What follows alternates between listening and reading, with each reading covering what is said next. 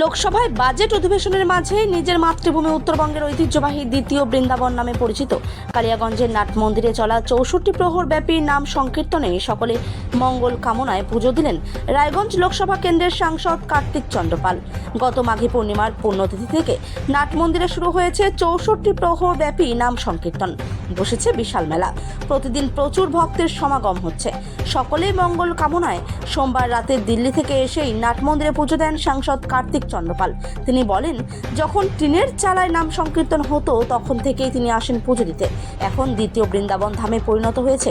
হাজারো ব্যস্ততার মাঝে পুজো দিতে চলে এসেছেন সকলের মঙ্গল কামনায়।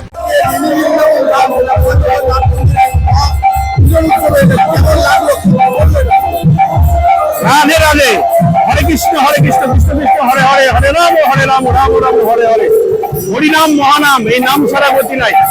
কালিয়াগঞ্জের ঐতিহ্যবাহী দ্বিতীয় বৃন্দাবন ধাম আমাদের নাট মন্দির 64 নাম যুগ সমিতির পরিচালনায় এবারও আমাদের 8 দিন ব্যাপী যে মহানাম হচ্ছে, সেই মহানামে এই মন্দির যখন উপরে টিন ছিল, কাঠ দিয়েছিল, তখন থেকে এই মন্দিরে আসি, প্রতি বছর আসি, আজও এসেছিলাম এখানে। এবং সমগ্র কালিয়াগঞ্জবাসী, উত্তর দিনাজপুরবাসীর মঙ্গল কামনায় এবং গোটা ভারতবর্ষ পৃথিবী যেন শান্ত থাকে তার মঙ্গল কামনায় প্রভুর চরণে প্রণাম করলাম।